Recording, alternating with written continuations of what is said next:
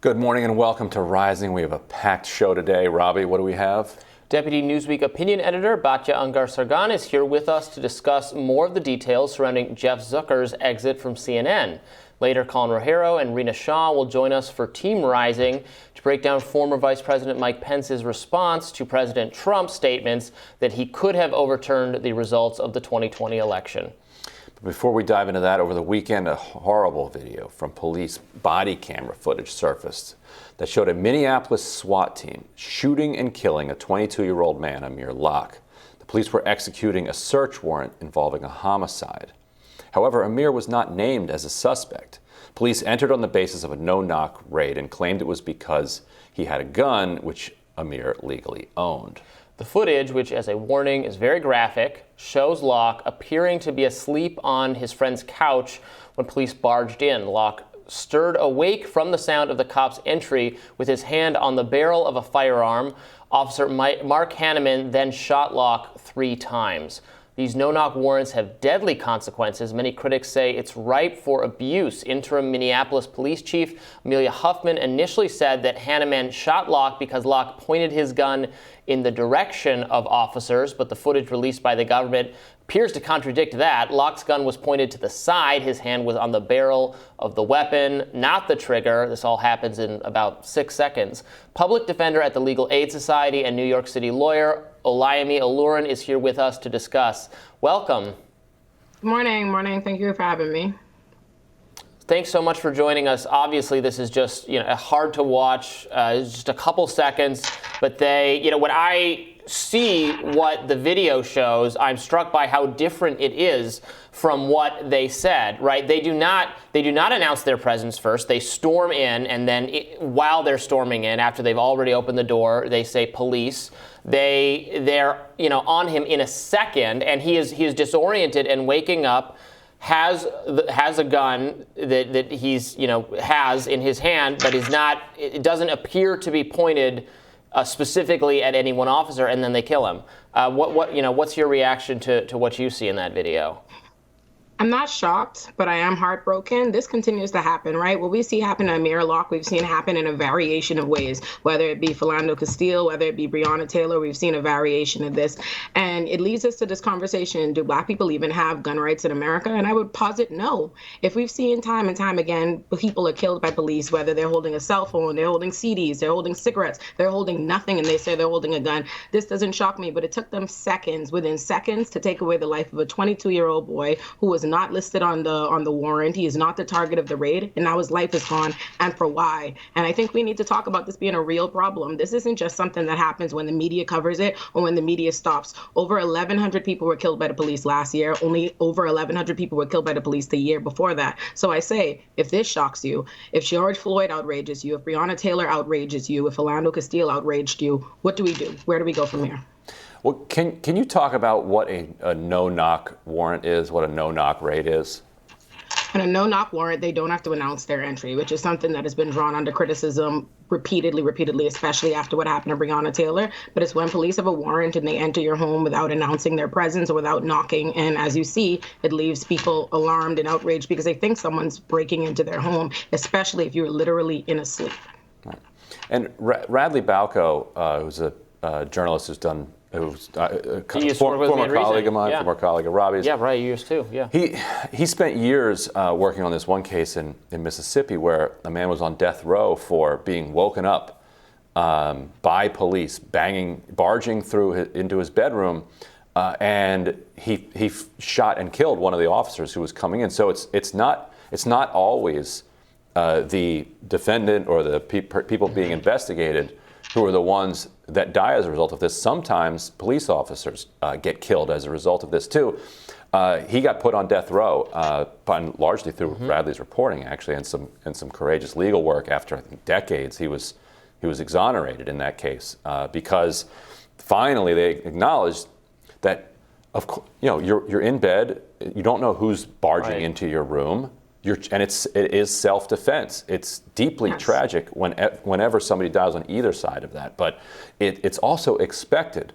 And so why is it that in the Twin Cities, which has had so much focus on police reform and police abuse, that a no-knock warrant was even approved in this situation.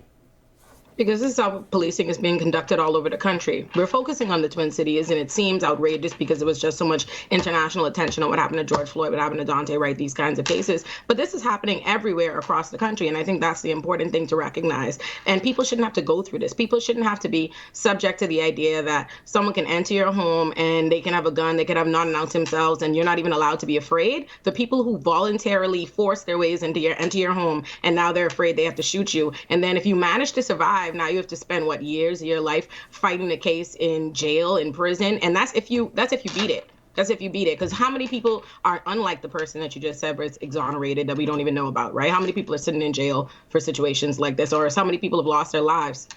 Lots. Right, and it's it's important for people to understand. Like, this happened this is 6 a.m. Sometimes these things happen even earlier. So it is totally understandable that he was asleep. If you wake someone from sleep, you surprise them. People are disoriented. When you can't, like that could happen to anyone. It does happen to be. So it's not right. It's not that this is just a racial issue, because this does happen to people of all races. Obviously, there are racial issues in the criminal justice system. But I try to describe it as this is an issue of citizens, how their government is treating them. You're absolutely correct, Robby. The policing problem is not a racial problem. It's a problem for all of us, right? I didn't say police killed over 1,100 black people last year. I said police killed over 1,100 people. So the problem we have with policing affects us all. If police are allowed to enter our homes, if police are allowed to kill us without repercussion, without consequence, that affects all of us. That impacts all of our lives. So I agree. This is a problem we should all be joined in and be incensed about. So over the weekend, more than 1,000 protesters marched through downtown Minneapolis in below freezing temperatures to honor Amir Locke. Some protesters carried signs that called on the city's mayor, Jacob Frey, to resign. On Friday, Frey imposed a moratorium on both the request and execution of no-knock warrants in Minneapolis. This all comes nearly 2 years after the murder of George Floyd and Breonna Taylor, who was also killed during a no-knock warrant in Philando Castile in the St. Paul suburbs back in 2016. Amir's family said that he had no criminal record and was legally permitted to carry. Amir's parents are calling for accountability from the Minneapolis police SWAT team. So what they'll say in their defense is, well, no, we need to catch people off guard. We need to surprise them. We need to do this in the early hours of the night so that they're not going to destroy evidence. I've heard them present that argument, especially in drug cases. They're going to flush the drugs or something like that. Now, this was, I think, a murder investigation, so I don't know what evidence they could get rid of if you knocked and then came in a minute later. But, what do you think about that excuse? To that, I say, how much are our lives worth? Right. How much are our lives worth, right? Too often we see a response to police killings, right? We'll put a temporary pause in this. We'll put a moratorium on this. We'll have somebody come out and say we're outraged. What do we do to prevent this from happening in the first place? It's not sufficient to say justice is how we deal with the police after someone is already killed. They're killed. They're dead. They're dead. And I think we need to recognize that people are losing their loved ones. They're losing their lives, and it needs to be done beforehand. A response to criminal justice reform, police reform, should not start after people are already dead on the ground. It should start before, and what we could do to prevent that. So I say, is your criminal investigation, is your possible evidence of a case that you have not solved, you don't know anything, substantial steps have not been made, is that more important than the potential lives of people? I say no. I say no, and if you say it is, that's a problem. And also, it's just, and people say, well, the police, they fear for their lives, so they do this. But, if you were in a confrontation with someone and you killed them, a bear, maybe they had a gun, were reaching for a gun, they were under these same ambiguous circumstances, you would go to jail. But the police, they don't have to, they are so protected from any consequence of having overreacted in such a breaking into someone's house, breaking down their door, shooting them 5 seconds later, and the law protects them. Can you talk maybe just briefly, before we go, on how qualified immunity, protects the kind of cops who do this sort of thing?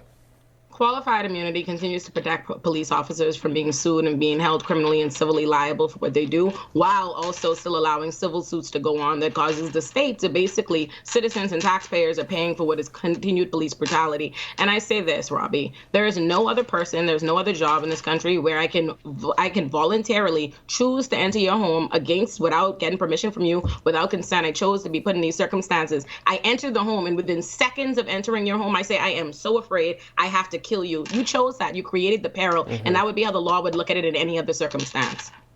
Right, and it does show how confident I think some of these officers are in that immunity, in the way that even with everything that's wrong with the situation of just smashing the door in or getting a key from the landlord and going in like they did in that case, putting all of that aside, the kid is just waking up.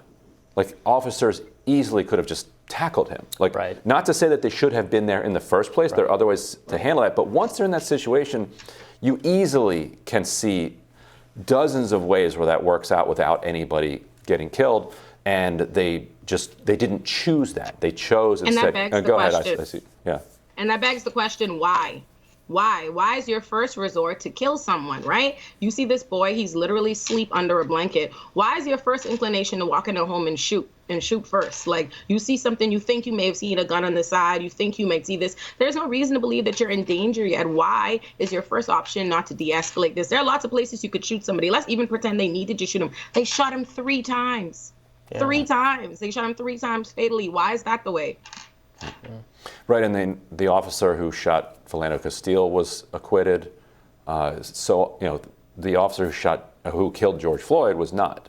But other than that, right, you're very likely to be acquitted. Officers who killed Breonna Taylor weren't even charged. Right. Yeah. Right. Let's forget. Right. Well, Olayemi, thanks so much for joining us. We appreciate it.